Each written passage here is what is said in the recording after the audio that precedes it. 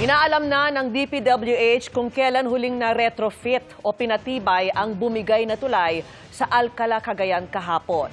Maghahain naman ng reklamo ang Kapitolyo sa mga may-ari ng mga truck na dumaan sa tulay, lalo't sobra-sobra ang bigat ng mga truck sa kapasidad ng Pigatan Bridge.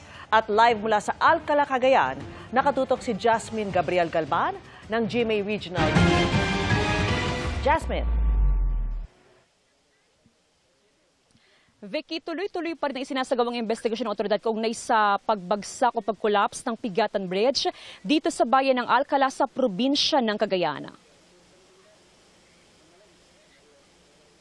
Matapos ang 45 taon mula nang maitayo ang Pigatan Bridge sa Alcala, Cagayan noong 1980, tuluyan ng bumigay nag-iisang tulay na kumukonekta mula Tuguegarao papuntang Northern Cagayan sa Apari. Ang 74.7 meters sa tulay pa naman ang isa sa mga nagsisilbing daan para madalang mga pananim ng mga magsasaka pa norte. Wala na tulay ng Pigatan. Pasado alas 4 ng hapon kahapon nang mahati ang konkretong bahagi ng tulay at lumundo ang mga bakal nito, habang nakasampa at dumadaan pang ilang truck na puno ng palay at mais. Tigli 50 tonelada ang bigat nila ayon sa Department of Public Works and Highways, kahit 18 tonelada lang ang kapasidad ng tulay. Hindi bababa sa 7 sugatan. Kuwento ng driver ng truck, maghahatid sana siya ng 650 na sako ng hinakot na palay para ibenta sa Cauayan City. Ang akala naman ng isa pang driver na si Patrocenio Batad ay lumindol lang. Dati nangikong dati natukol. Hindi kan sir, biglang nagbingol niya yung lugan mo yan. Pinukunak, naglindon lang. Hindi kan sir, biglang agtupak yung lugan mo yan, nagbaba. So nga nagigim na kay Minabela sir. Nagigim na altan na lang kay Minabela, ang kidin ko latang sir. Napasugod na kagabi ang mga lokal na opisyal, lalo't ang tulay ang pinakamatandang tulay sa Alcala, ayon kay Mayor Tin Antonio. Nagpatupad din ng rerouting plan ng munisipyo, habang iniutos naman ni Governor Edgar Aglipay ang mahigpit na pagsubaybay sa ibang lumang tulay sa probinsya. Maghahain ng Kapitolyo ng reklamo laban sa mga may-ari ng mga dumaang truck na inaalam pa kung sino-sino. Papakasuhan muna natin sila. Negligence, destruction to public property, at para merong tumanda rin yung mga hindi hiniwala dyan sa 18 tons na yan. Yung operator?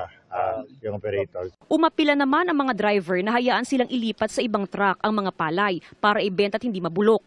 Nagsasagawa na ng assessment ang DPWH para tukuyin ang mga susunod na hakbang. Kabilang sa inaalam ay kung kailan huling ni-retrofit o pinatibay ang tulay na dapat ay regular na ginagawa. Pupunta ako sa Cagayan bukas. Trabaho din natin mag-ayos ng mga nasisirang mga tulay. Sir, for clarity lang walang kinalaman sa mga substandard yung bumagsak na tulay. Iba yung problema doon. Hindi ko pa masasabi yon. So, ina-assess pa lang. May initial feedback pero hindi enough sa akin yung feedback ng district engineer. Kaya nagpadala ako ng mga engineers from the central office.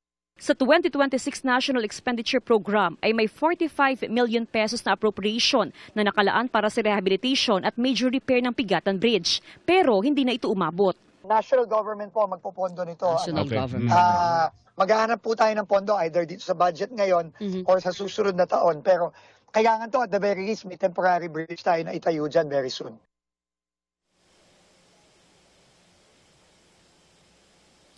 Vicky, bukod sa pag-alalay o pag-assist sa mga motoristang dumadaan sa may detour, kabilang din sa binabantay ng otoridad, ay yung mga residenteng nakatira lamang doon sa katabing barangay o yung pagtawid lamang ng tulay. Meron kasi mga residente na sinusubukang dumaan sa tulay kahit na ipinagbabawal yan ng otoridad. Kanina nga lamang, Vicky, ay mayroong ilang residente na sinusubukang dumaan mismo sa tulay dahil yung kanilang bahay ay paglampas lamang ng tulay at sila nga ay inabisuhan na ng PNP. Samantala, Vicky, ngayong gabi ay karagdagang mga police personnel ang idineploy dito naman sa lugar para mabantayan din, Vicky, yung mga sako-sakong palay, ganun din yung mga construction supplies na karga ng mga truck na nandito mismo ngayon sa aming kinaroroonan sa may Pigatan Bridge sa bayan ng Alcala sa probinsya ng Cagayan. Vicky?